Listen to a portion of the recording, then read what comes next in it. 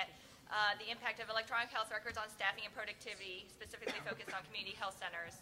So I'd like to acknowledge my co-authors who are here in the DC area who helped me out with this analysis, including also HRSA, who's really the primary funder of this study. This is under the GW Health Workforce Research Center that we have.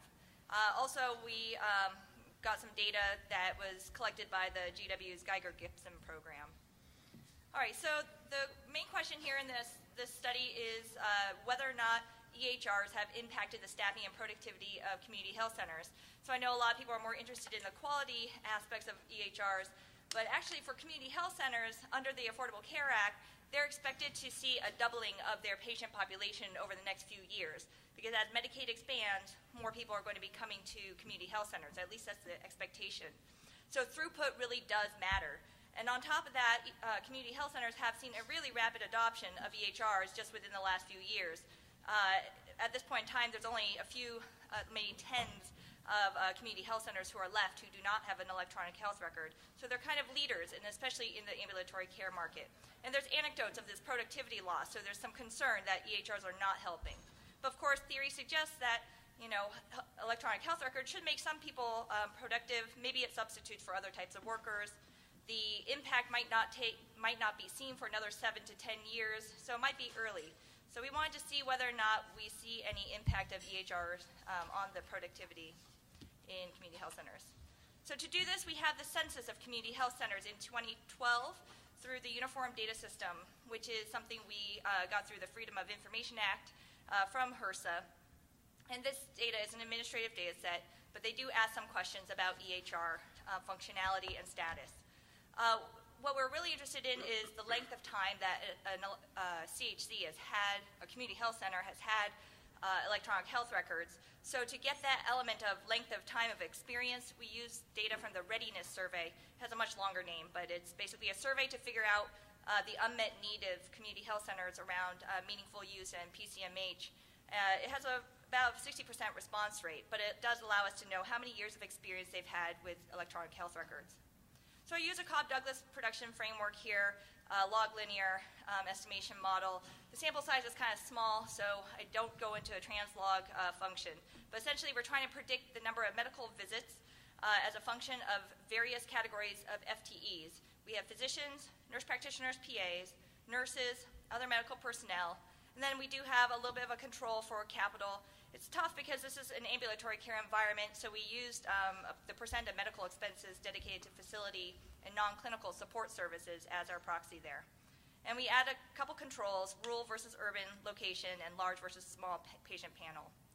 So don't worry about reading this too carefully, but the point is that we had various conditional models predicting number of medical visits conditioned by the number of years of experience that the community health center had with an electronic health record.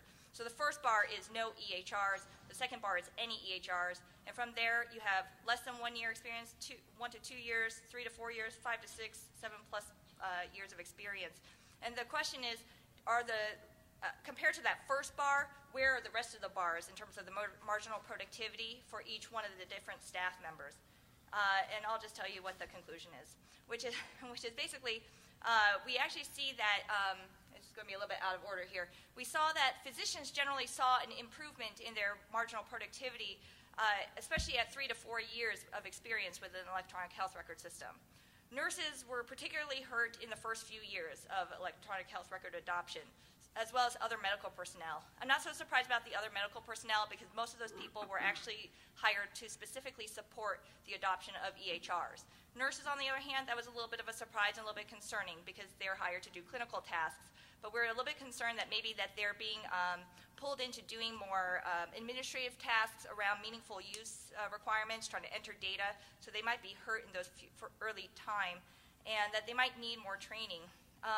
It does seem like EHRs does negatively impact productivity in the first few years, but there does seem to be some promise that electronic health records might improve productivity when you look at about 7+ years out. And it does seem like EHRs do impact staffing in that we did see more other medical personnel adopted. So there is support staff, but it's probably not sufficient for for nurses to compensate for the type of experience that they're providing. Sorry, I got kind of thrown off. I see time's up, so I'm going to stop there. Thank you very much. Happy to answer more questions after. Okay, so I'm going to be talking about some very new research joint with a PhD student at Indiana University, Noah Hammerland. And we're trying to understand the effect of electronic medical records on medical procedure choice and show some evidence from cesarean sections. So our research question is to ask, how do EMRs impact medical procedure choice? And I don't need to sort of motivate this for this room so much, but our real question is sort of, there's very little research with large-scale data on how EMRs actually change the decisions that physicians make in what kind of treatment they're going to be providing. And we're trying to sort of link to the literature on it, the diffusion and use of expensive medical technology to understand if the tools that EMRs provide allow physicians to make better decisions about matching sort of the appropriate treatment to the appropriate patient. And we're going to use the example of C-sections in the U.S., where C-section rates are very high and growing, and it's considered to be sort of too high for low-risk patients. There's a lot of geographic variation in C-section use in the U.S., and it tends to be that areas that perform more C-sections are doing so on less medically appropriate patients and don't appear to be achieving better outcomes. So decreasing C-section use among low-risk patients is potentially linked to better quality. We're going to be using the HIMSS analytic database, and we're going to be linking it to the nationwide inpatient sample, part of HCUP. It's a 20% sample each year of U.S. hospitals. And then we observe the universe of patients within each hospital, and we pull those patients that are mothers delivering an infant. We're able to merge about 5 million patient observations from 1,500 hospitals. And many of those hospitals, even though it's not a panel data set of hospitals, many of those hospitals we observe more than once, and we're able to then look before and after adoption in hospitals and use a difference in difference framework. So our empirical framework is to separate patients based on patient risk, which is basically their predicted probability of a C-section based on their observed medical covariates. So we sort of stratify patients by most and least appropriate for C-section. And then we separate hospitals based on their intensity of providing C-sections. So this is conditional on the characteristics of the patient the hospital treats. How likely are they to provide C-sections for their patients? And then among these categories, we use within hospital variation to estimate the effect of EMR adoption on utilization of C-section rates. This table, which I guess came out a little bit small, is just to show you when we look at low-risk patients, for example, there's a lot of variation by type of hospital as to how often they are provided a C-section. So low-risk patients there's some hospitals that provide C-sections with a 10% rate and other hospitals which provide C-sections at an almost 20% rate. And so we're going to be looking at those different types of hospitals, low-intensive and high-intensive hospitals. I'm not going to show you any numbers because of the time, but I'll show our results sort of graphically. So we're looking at two EMRs here, the adoption of CPOE and the adoption of an obstetric-specific EMR. And this is just for low-risk patients. The first dot on the far left is the effect of EMR adoption on the probability of obtaining a C-section in low-intensity hospitals. The middle dot is sort of medium-intensity hospitals, and the dot to the far right is high-intensity hospitals. And basically what we find is a decrease in C-section rates for low-risk patients in already low-intensity hospitals. When we look at medium-risk and high-risk patients, basically the story is we see nothing statistically significant. So no matter the type of hospital, for medium-risk patients and high-risk patients, we don't see any impact of EMR adoption on C-section propensity. So the takeaway from our study so far, although this is very preliminary, is that we find little overall effect of EMR adoption on C-sections, but we do find consistent evidence of reduced C-sections for low-risk patients in already less intensive hospitals. And so, for example, CPOE reduces C-section rates by about 10% of the sample mean in low-risk patients in these already low-intensity hospitals.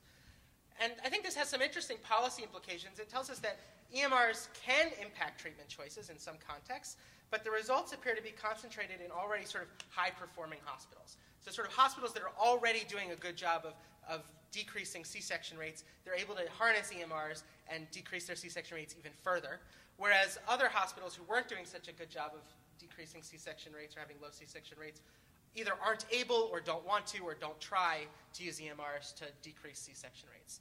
And so I think that's an open question. Why are other hospitals not seeing an impact? is it because they don't want to or because they're not able to? And so in future work, we sort of want to incorporate outcomes. Do these decreased C-sections translate to better outcomes for mothers and infants? Try to separate hospitals in different ways, and try to get at the mechanisms. Is this decision support that's helping hospitals decide when to provide a C-section versus not? Is it the availability of information when you go to the hospital and the doctor delivering the baby isn't the doctor you've had experience with during your prenatal care? Those kinds of questions about the mechanisms. So I'm very much looking forward to feedback. This is very preliminary, and interested to hear what you guys think about it. Thank you. All right, good afternoon, everyone. My name is Vicki Walcott. I'm a PhD student at the University of Maryland. I'm also an officer in the U.S. Army. I'm going to talk to you today about secure messaging and adoption across different U.S. Army hospitals. This is joint work with Gordon Gow, Ritu Agarwal, and as well as another officer within the United States Army. And I wanted to make the point that I'm representing the views of myself and my co-authors and not the U.S. government. All right, so for those of you who don't know, secure messaging is a secure way for the healthcare team and their patients to communicate asynchronously, electronically. And it's of practical significance because meaningful use stage 2 requires that 5% of patients actually send a message to their provider during the reporting period. So the question we're asking in this study is, what hospital characteristics are associated with secure messaging adoption success? And typically, we've seen earlier this morning even, that hospital characteristics that are normally studied include size, profit, and academic affiliation. And we typically think from prior literature that large and academic medical centers are innovators due to the higher availability of resources they have and their desire to be technology leaders. And so to tell you a little bit about the setting, I am looking at the Army Medical Department, and for those of you who don't know anything about it, the Army provides health care to almost 4 million beneficiaries with a $12 billion budget.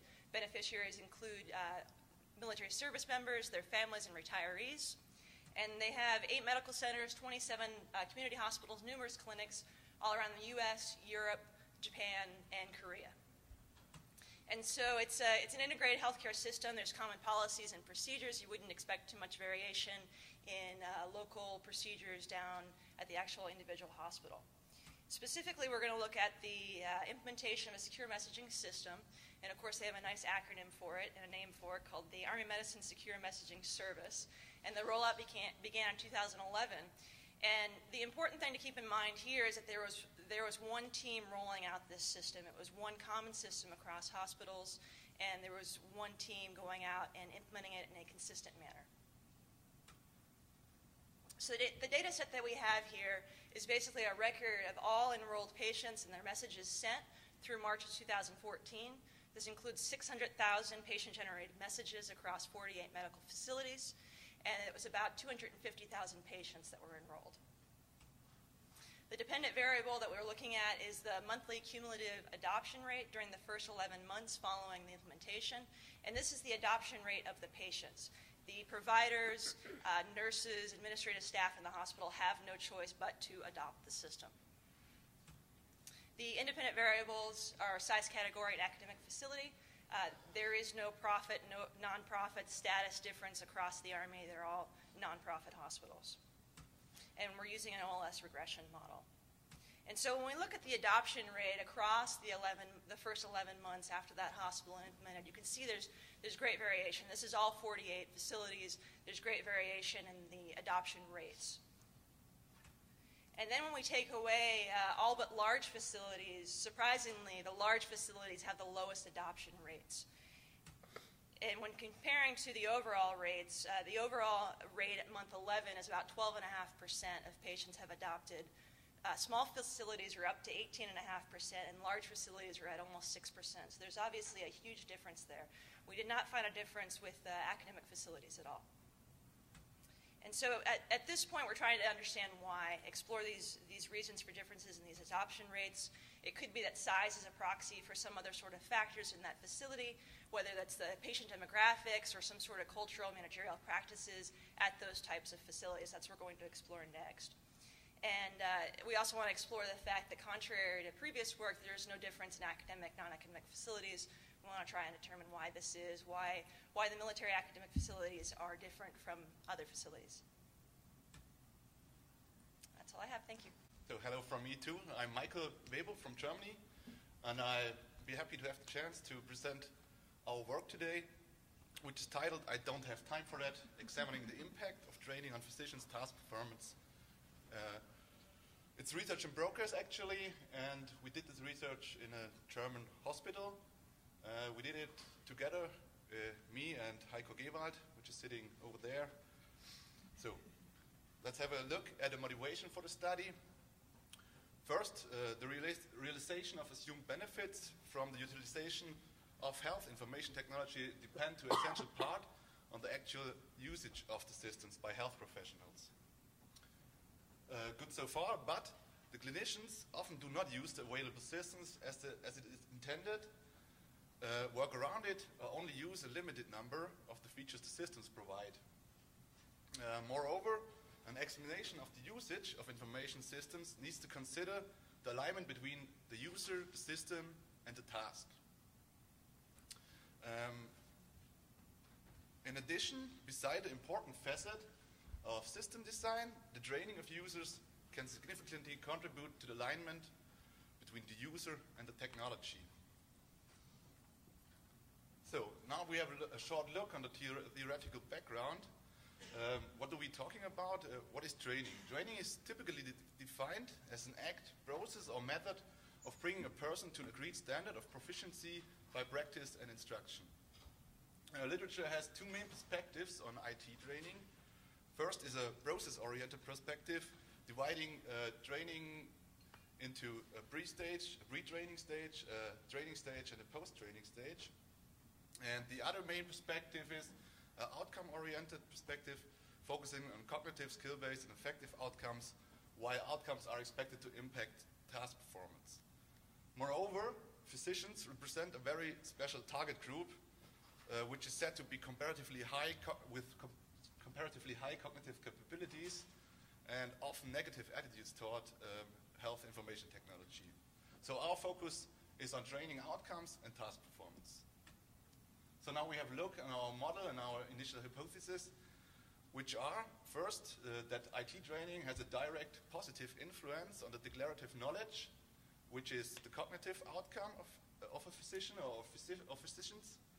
Second hypothesis is that the effect of training on effective outcomes, which are attitude and self-efficacy, is mediated through the declarative knowledge. The third hypothesis is that both cognitive as well as the effective outcomes are positively impact the task performance. And fourth, that for mandatory trainings, the effect of training and training outcome is weaker compared to voluntary settings. So how are we going to approach this? As I already mentioned, the research site is a large German teaching hospital with about 1,500 beds. We selected three different groups of physicians. First, physicians who have voluntarily attended a basic IT program. Second, physicians to whom the training was mandated. And a third, as control group, physicians who never attended the training program.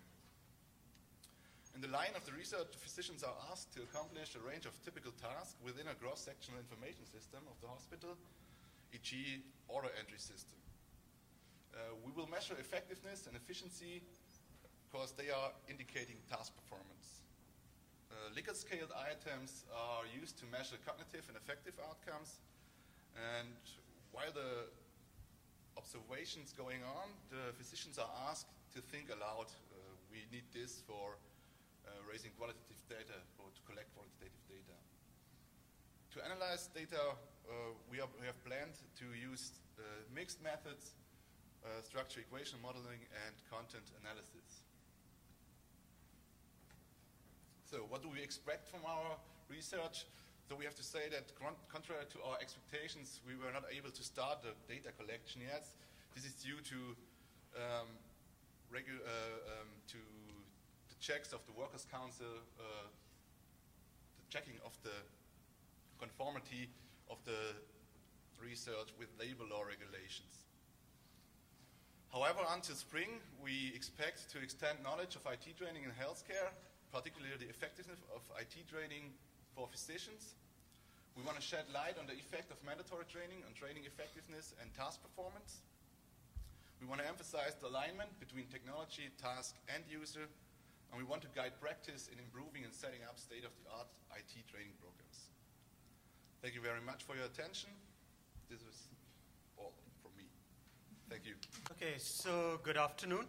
My name is Karthik Ganju, and I'll be presenting a preliminary work that I've been working on with Dr. Atasoy and Dr. Paul Pavlo, who are with me at Temple University. And we've been co-authoring with another professor at Arizona State University. His name is Peiyu Chen. So just to give you a bit of background, we spent the entire morning, and there's been a lot of literature about the sort of wonderful effects that the adoption of EMR systems are having. We saw evidence of basically a reduction of errors. We saw a reduction in deaths. We saw improvement in care in the previous sort of studies.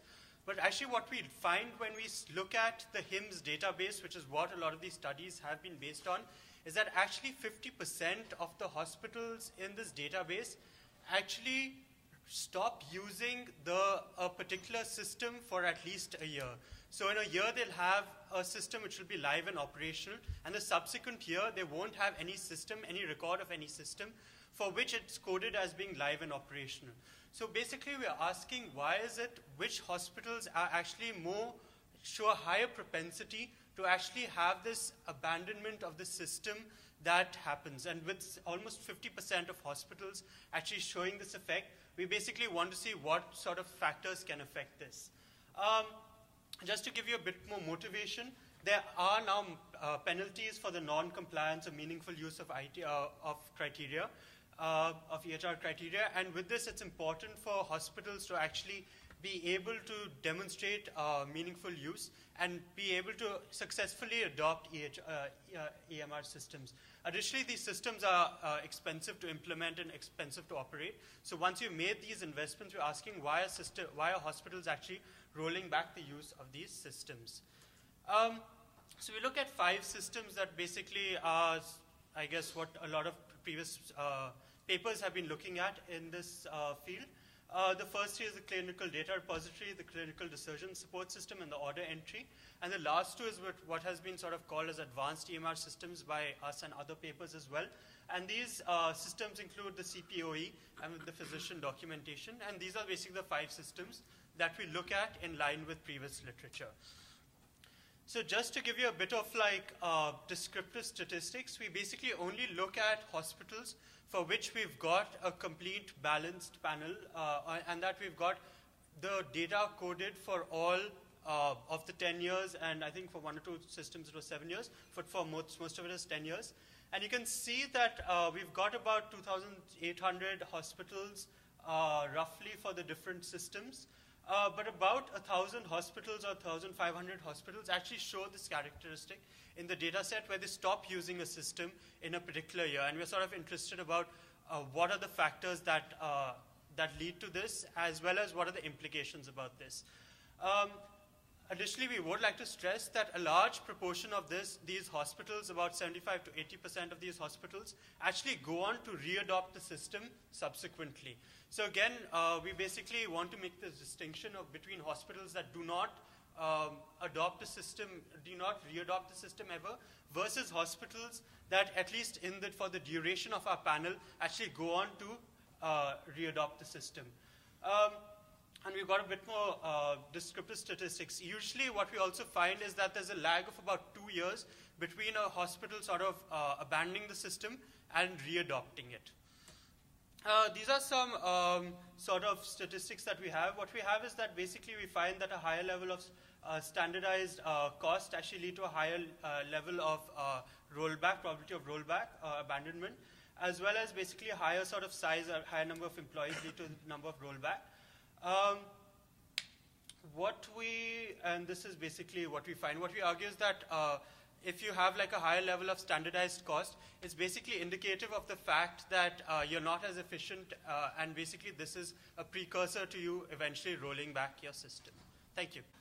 All right, well, we're waiting for that. Bianca, when you were presenting, I was sort of wondering that, and this is a pretty narrow question, it looked like the capital inputs in your production model were based on flows of sort of non-labor costs, and ideally that would be a stock measure. Have you thought about what the implications of that are for your results? Well, I'll say right now that the results are insignificant around that variable as it is. So, but in if terms it's sort of of measuring the wrong thing, that might be why. Well, I've tried. I tried another measure of capital. I'm blanking on what I used right now too, and that wasn't any better. I think it was using actual counts of people, of certain types of staff that were more facility oriented. But unfortunately, I would be more than happy to hear some more suggestions of how one gets to a capital measure within a ambulatory care environment. Love some brainstorming around that. And Brad. So my question is for Kartik. So it's about HIMSS just in general, which is kind of infamous for being spotty, to be delicate. So my question is, how do you actually ensure that there isn't simply absence of data in the data set or some heterogeneity of reporting within the hospital system? As you know, these are kind of problems that have been systemic in HIMSS, and really ensuring that there's actual abandonment as opposed to just a little's missing at random problem. So this is something that I've also thought about a bit, and actually I was hoping to talk to people from HIMSS after showing this preliminary work. The one thing I would like to say is that we've only included hospitals for which all tenures have been coded. So we know that for the hospital it's not just missing, but it's sort of coded as to be contracted or not automated or not yet contracted or something else, and not live and operational, which is what the default sort of coding for if a system is in use is.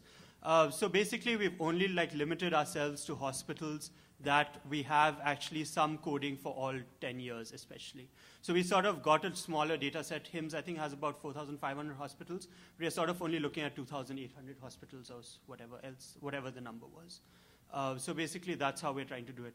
I hope to sort of talk to HIMSS and basically try and find out if this could be an artifact of the database, but we're sort of hoping that, I'm hoping that it's not. I'm hoping that basically because we've got sort of data for all 10 years, it's sort of an actual thing. That's how I'm hoping we to overcome it. Thank you. I had looked at that, not as a research question, but because I was worried about data quality a long time ago.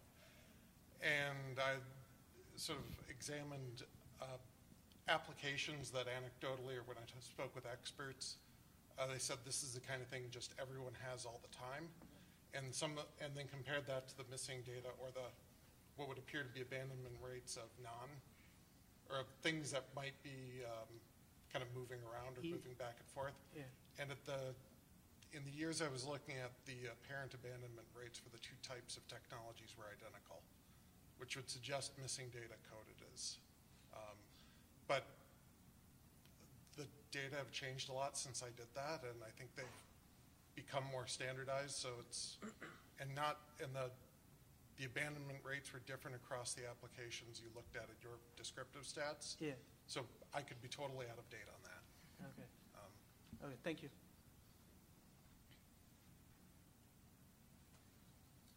And while we're waiting for Gordon, part of my job is the moderator. Well, Gordon's. So my question is actually to Seth. So very interesting finding on that high performance hospitals actually benefit more from EMR, right, in reducing C-section rate.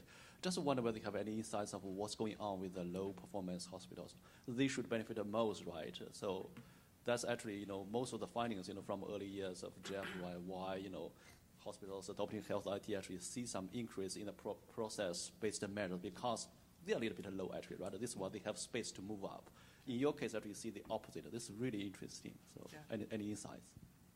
So my suspicion is this probably relates to the work by Julie Adler-Milstein and her colleagues about better managed hospitals achieve better outcomes when they adopt EMR. So this is just sort of off the cuff, but that's my sort of suspicion at the moment. I'd like to get into that more, but that's what I'm thinking, that sort of hospitals that are better managed, better in control, but use evidence-based medicine already, things like that, can then use the EMRs to improve upon what they're already doing well. But it's a great question and something I want to delve into further. And we're, or just. Yeah, so if I can add one point, it's possible that for the EMR to really has impact on performance, you need the decision module, right? Decision support. So it's possible that those high performance hospitals have a more advanced EMR, right? So that's true. That would be a good idea to look at that. Yeah. Thanks. And is high performance here lower C-section rates? Lower risk-adjusted C-section. So it's basically I run a regression for C-sections on patient characteristics and a hospital fixed effect, and I'm pulling out that hospital fixed effect. And that's as a completely cynical alternative interpretation, which of course I would never. Is it profitable to have a lower risk-adjusted C-section rate, and is that what the hospital's objective functions are? So, I mean, you could have there could be reasons other than outcomes that they are that there is variation in how the technology is used. Yeah.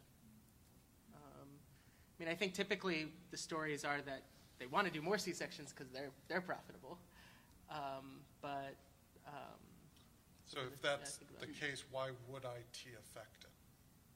And if that's their objective function, why would IT affect their C-section rates at all? Well, because these are the hospitals that are already sort of not paying as much attention to that profit motive of doing more C-sections. They're the hospitals that are already sort of on the cutting edge of doing less C-sections. Or you could use this as a motivation for why a bunch of them don't respond. Yeah. Oh, I see they what don't you're want saying. to. Yeah. So the profit motive is outweighing the. Chad. It's a big room. Yeah. We only have the one mic. I need some except exercise. I get It's one okay. all the time. So this is also for Seth, but first I'm going to respond to the issue you just raised, Jeff, regarding C-section reimbursements. My understanding is that most pregnancy is reimbursed usually through a flat fee, and that doesn't vary whether the mode of delivery is C-section or normal birth. So I don't think I would go too much, down that path into thinking that there's a profit motivation. I think it's more of a process issue. But anyway, my story should be true because it sounded kind of. I know it's very. All right, you know better than I. I like the economic, component to it, but. You know better than me. So I have two comments or questions. One is whether you can separate in your data emergency C-sections from other C-sections, because what they represent and how information affects them is different. So you can think of like planned C-sections, like maybe EMRs reduce the rates of those because providers feel that they're better able to manage risk, and so they don't feel a need to go to C-section as quickly, whereas emergency C-sections sometimes reflect that, some mistake was made in the heat, during the delivery process, and so then it's more, you can kind of treat that more like an adverse outcomes type of situation. And so that's my first question. My second is, you predict C-sections in the data, using your data, how well you can do that given the data that you have. It seems like the two strongest predictors are parity and whether you had a previous C-section, which I don't know if those are contained in the inpatient database. So let me answer them in reverse. We do not have parity. That is certainly one thing we're a little bit worried about. We do know if there was a previous C-section. There's an ICD-9 code for that. I want to look into a little bit better how well that gets coded.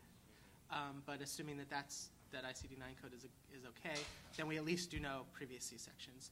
And so one thing we haven't done yet is stratify by previous C-section versus not having had a previous C-section, because those with previous C-sections, the second one is probably planned, to come to your first question. So we haven't separated by emergency or not, but that's also something we've thought about doing. One way I think we can do that is through previous C-section versus not.